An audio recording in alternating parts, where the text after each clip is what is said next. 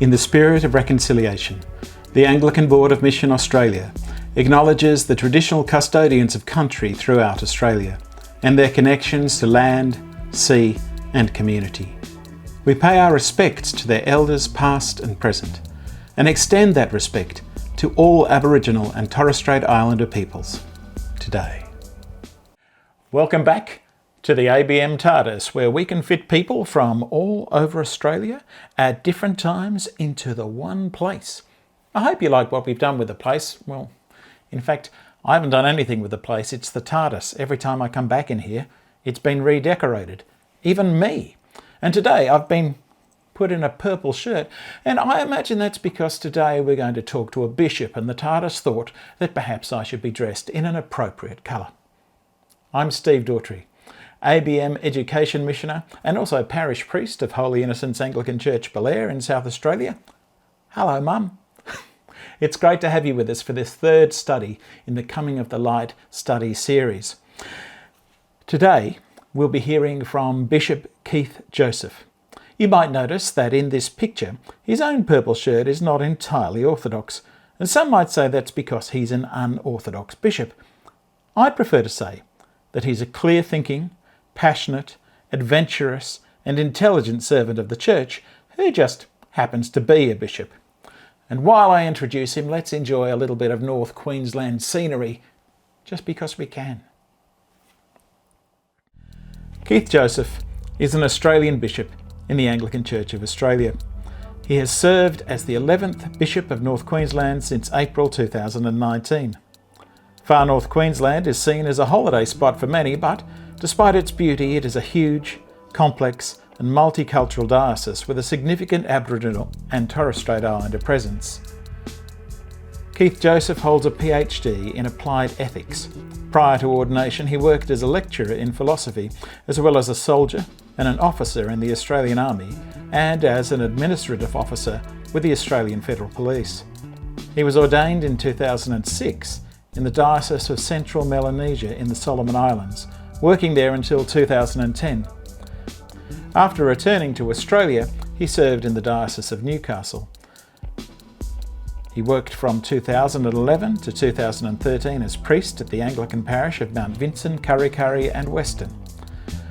On the 8th of November 2013, he was commissioned as Dean of Darwin Cathedral, a role he held until he was appointed Bishop of North Queensland. He also served on the Board of Anglicare in the Northern Territory for 5 years during this time. On the 24th of November 2018, Bishop Keith Joseph was elected as the next Bishop of North Queensland, following the retirement of Bill Ray. He was consecrated and enthroned as Bishop in St James Cathedral, Townsville on the 31st of March 2019, which happens to be the cathedral in which I was baptised and confirmed. Well, there's a coincidence. Now, whilst most Anglican politics happens in the major capital cities and archdioceses, much of the real life of the Church, of course, happens in regional areas, not least in North Queensland. Bishop Keith is deeply committed to working with, listening to, and enabling First Nations peoples and churches as they follow Jesus. Just in this last week, which, depending on where you are, is probably a different week to where I am, but my week is in March 2021, we have news from Bishop Keith about the formation of, and I have to read this, the Meribah Magi Zagath Anglican Council in the Torres Strait. This new Anglican Council in the Torres Strait, the name means our holy work. So let's listen to Bishop Keith and discuss the questions that arise. You'll notice that this study is named after one of his quotes. Hang on tight. Here we go.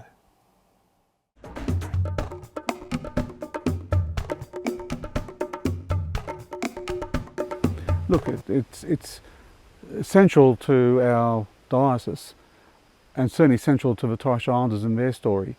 When this event happened 150 years ago, often we tend to characterise it as the missionaries arriving, bearing the light and giving it to the heathen who are in darkness yet. But as has been pointed out to me by Torres Strait Islanders, God was on both sides of the beach that day. He was with the missionaries as they arrived. He was also with the chief Dabard and the people of Ereb, which we now know as Darnley Island, as they decided to receive them rather than kill them or drive them off. God was on both sides that day, which makes sense because, as Paul tells us in his letters, the knowledge of God is in all places. The people of the Torres Straits were aware of God and his creative works, and it was present in their culture. Imperfectly, as it is in all cultures. But it was nevertheless a knowledge, an idea, a sense of God. And with the coming of the light, that knowledge was made more perfect, complete. And some things which were in their culture were dispensed with for the betterment of all. Just as in our own culture, there are certainly things that we could get rid of for the betterment of all. The greed that drives Western materialism, the sense of individualism and lack of regard for community. They are blind spots in our own culture which we ignore. And yet the light of Christ should illuminate those and drive them out.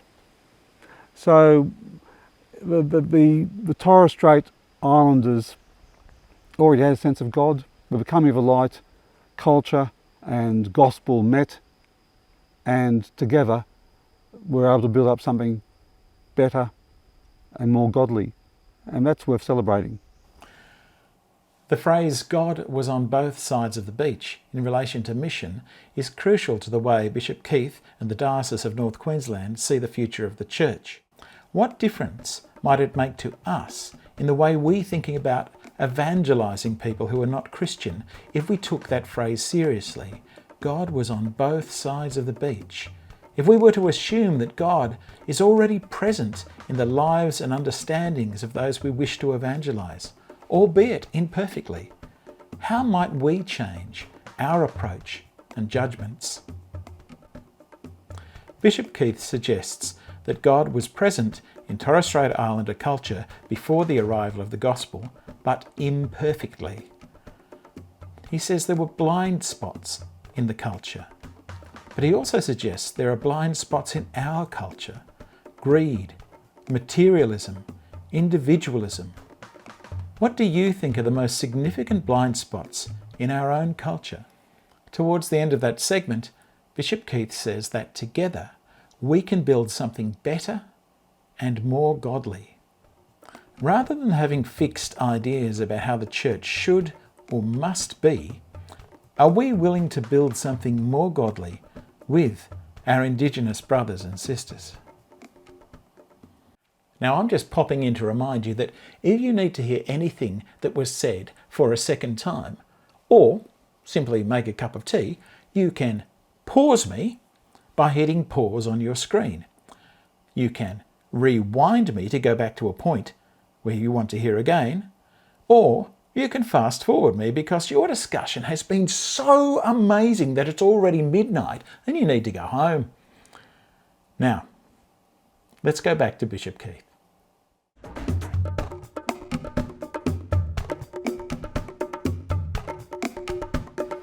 Look, it's not as good as it could be. We have made significant mistakes over the years. Pentecostalism has become a big part of the Torres Strait, partly due to our own neglect. The Anglican Church there came in 1915. Originally it was a London Missionary Society mission. During World War I they had a lack of personnel, so they transferred it to the Anglicans, entrusted it to us.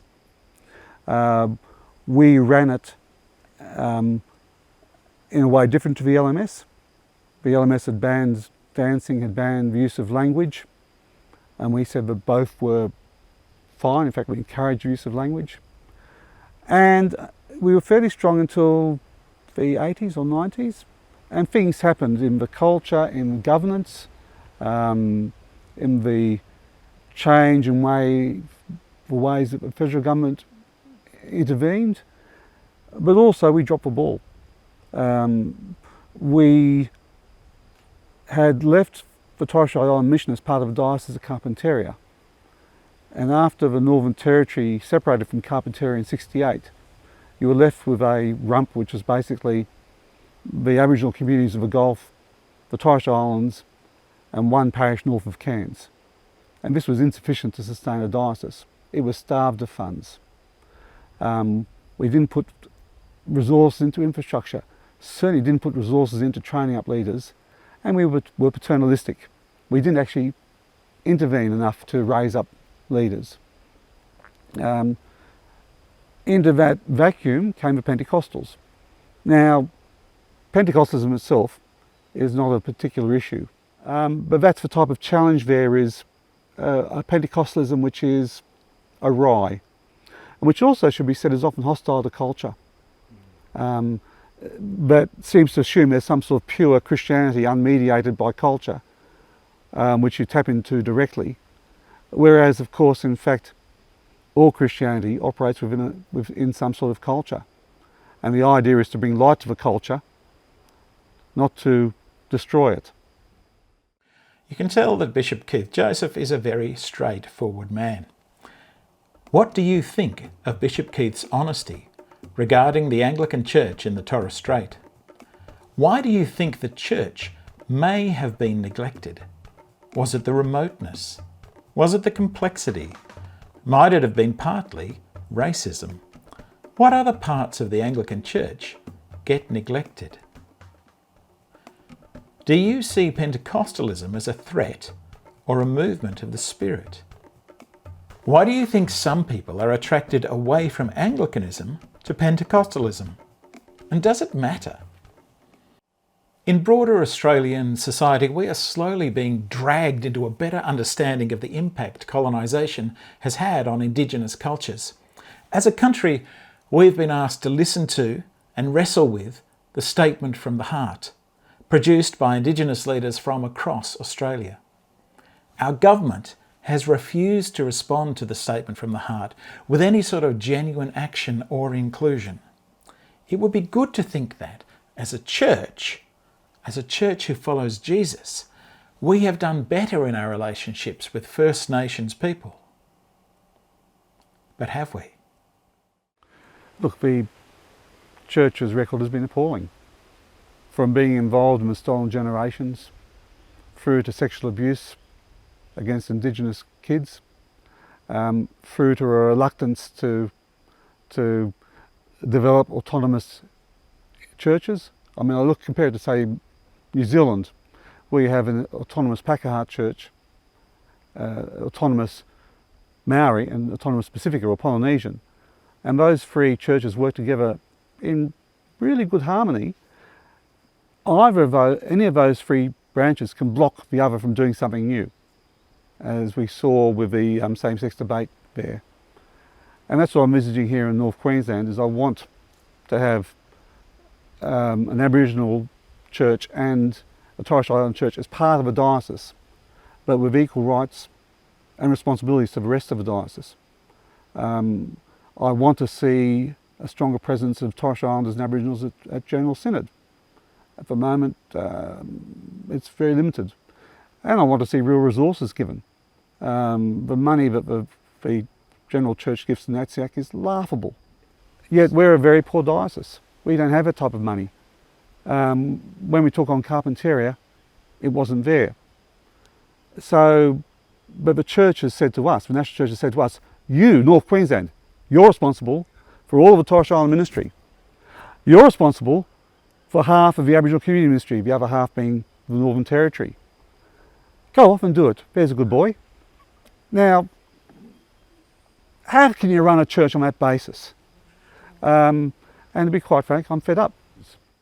The Torres Strait Islanders are more worried about losing their islands. The Aboriginals communities deal with drugs, alcohol abuse, and deal with the brokenness that comes from how they've been treated by white Australia for 200 years. The least the church can do is support them. And instead of subcontracting out to the two poorest dioceses in the Australian church, the church should put its money where its mouth is and say, yep, we believe in reconciliation, we'll support you as these autonomous churches get themselves off the ground. My hope is, in fact, is that the long term these churches will be self-supporting. There's great potential for commercial enterprises and for work which supports these churches. But in the meantime, they need our support. So one of the things that's got to happen is the National Church actually has to say we will support our Aboriginal and Torres Strait Islander brothers and sisters. We recognise what we've done in the past, and we won't just say nice things, we'll actually put our money where our mouth is.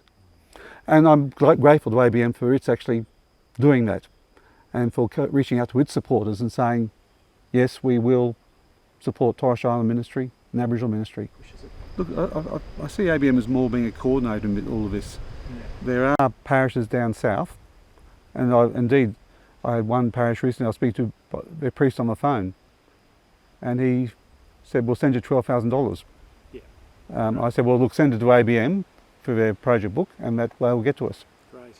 And I think part of what I want to do is actually encourage the parishes down south and some of the dioceses down south to see this as a charism they have to not just support, not just for money, but support. Because part of what I see happening, I think what we see happening here, is the Torres Strait Islanders and Aboriginals will go south, will evangelise, and for that they need a place to base themselves. They need a parish home.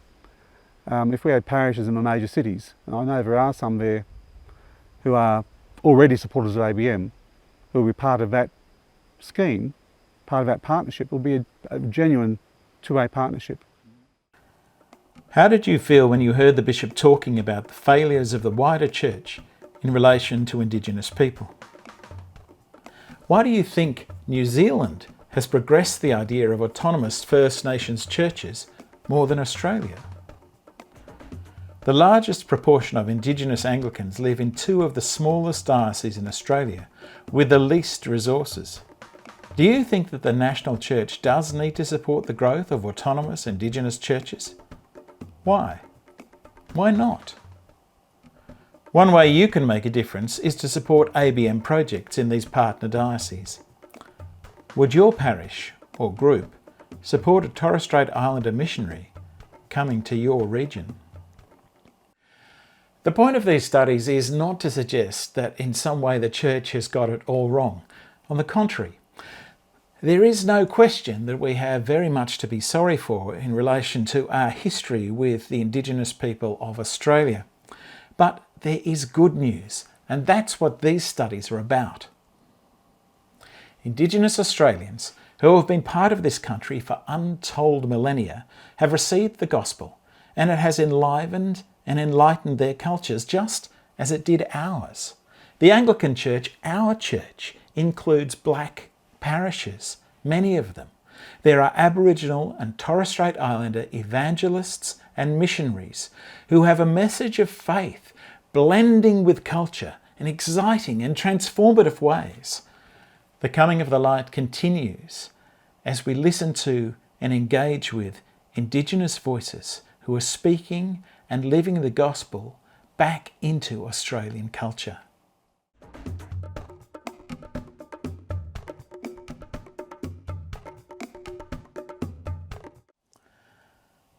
The Gospel of our Lord Jesus Christ, according to John, chapter 2, beginning at verse 13. The Passover of the Jews was near, and Jesus went up to Jerusalem. In the temple, he found people selling cattle, sheep and doves, and the money changers seated at their tables. Making a whip of cords, he drove all of them out of the temple, both the sheep and the cattle. He also poured out the coins of the money changers and overturned their tables. He told those who were selling the doves, "Take these things out of here. Stop making my Father's house a marketplace." His disciples remembered that it was written, "Zeal for your house will consume me." The Jews then said to him, "What sign can you show us for doing this?" Jesus answered them, "Destroy this temple, and in 3 days I will raise it up." The Jews then said, "This temple has been under construction for 46 years, and you will raise it up in 3 days." But he was speaking of the temple of his body.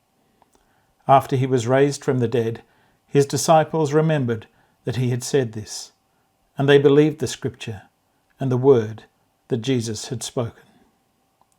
This is the gospel of the Lord. When Jesus did these things, he was upsetting many people. The money changers and the animal sellers had every right to be where they were. It was an accepted part of temple practice. But Jesus was calling for righteous change. If Jesus came today, what do you think he would drive out of the church as it exists in Australia? Righteous anger is still anger, and it can make us uncomfortable. Bishop Keith has some of the righteous anger when he speaks about what the Indigenous Church is asked to do without any real support. What is your response to that anger? As we get closer to Easter, we recognise that great change requires sacrifice and includes conflict and pain. What sacrifices do you think may be required to make Australia a more just and godly nation? What would it really cost us to hear the voices of Indigenous Christians as they seek recognition and change?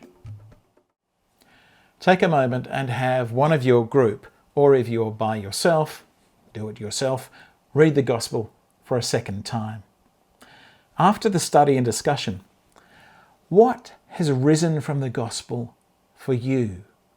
It might not immediately seem linked to the discussion or the study, but allow your hearing and your feeling to bring out the questions that you have right now. When we talk about the church and about faith and about scripture, we don't always have to go in straight lines.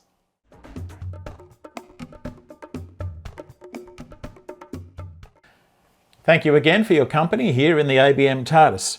Remember that a new study will be posted for you next week. We'd love to hear your feedback about how the studies are going for you personally, or for the group that you're leading or the group that you're part of. You can email us at ABM, or you can leave comments on the websites where you've found the video. I'll try and answer any questions that you have, and I'd be really interested to know how you're going with what we're doing. For now, peace be with you. We'll see you next week.